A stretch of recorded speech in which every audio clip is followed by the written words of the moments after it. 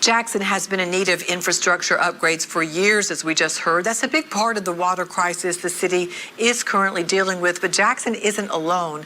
Let's talk about it with Chloe Demrovsky. She's the president and CEO of Disaster Recovery Institute International, a nonprofit that helps organizations prepare for and recover from disasters. I hope they're reaching out to you soon, Chloe. Thanks so much for coming on.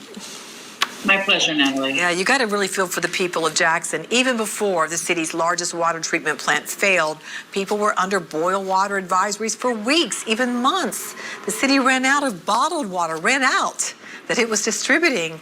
And we know that Mississippi is a very poor state, one of the poorest. So talk to us about what's behind this.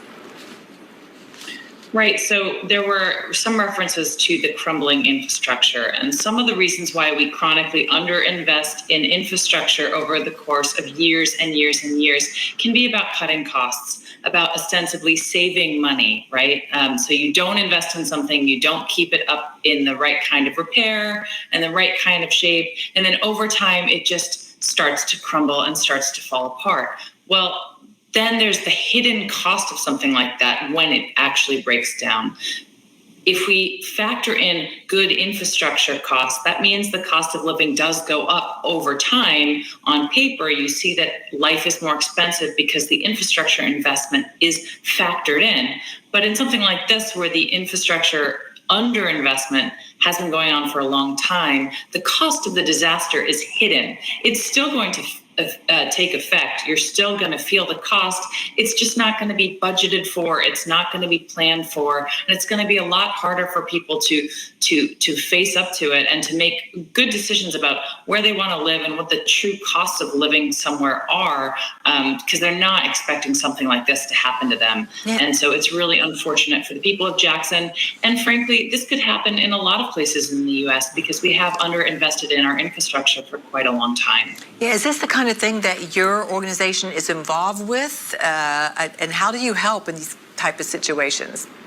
Sure. So we train the people who work for organizations, large organizations, including governments and businesses, to prepare those organizations to prepare for and plan around the unexpected. So in this case, the failure in the main treatment plant in Jackson came from torrential rainfall that led to flooding and that overwhelmed the system. That's the kind of thing that our disaster experts are trying to help organizations to plan for and think about in advance, so they can hopefully prevent them by thinking, that probably could happen to us. It's probably likely that it will. Certainly flooding is one of the major causes of disasters that we face, not just in the United States, but all over the world. And it's something we really have to plan for.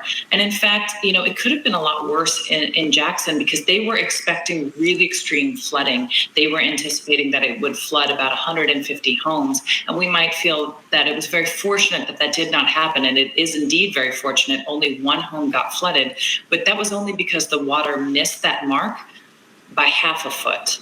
That does not make me feel reassured that this is not going to happen again. Right. So it's something that the city of Jackson needs to be planning for, and other organizations need to think about those kinds of threats that they might be facing as well. Yeah, you're talking about the Pearl River, which one time did flood downtown Jackson, Mississippi. So the question is, how do cities, states, how do they handle this?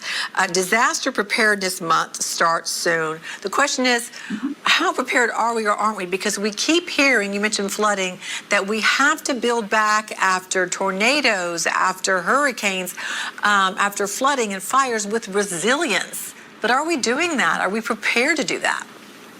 I think the message has gotten through in some cases, but it's very uneven. You talked about building back.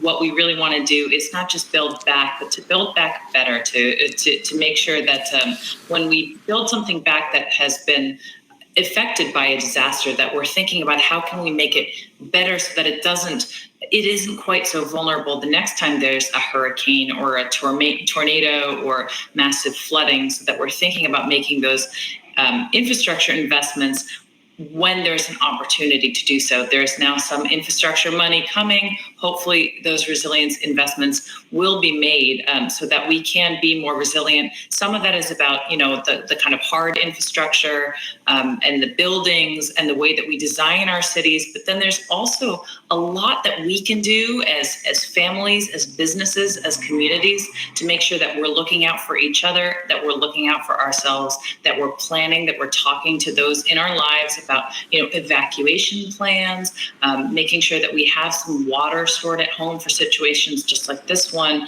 So, the recommendation is half a gallon to a gallon of drinking water per person for at least 3 days in the anticipation that something could happen where your water is shut off. It's important for everyone to be thinking about things like that, have a little bit of non-potable water stored as well, some food, medications and prescriptions are really important to have on hand, to talk through those kinds of vulnerabilities and to make sure that we really are prepared because, we want to hope for the best, but we certainly have to plan for the worst. Right. For natural disasters, which we're seeing more of, and man-made, like just example, Jackson, Mississippi, someone somewhere just, didn't approve for this to be corrected and improved upon, and that's a shame for those people that are suffering. Thank you so much, Chloe Demrovsky. Great input there with DR. We really appreciate you coming on. Thank you. My pleasure.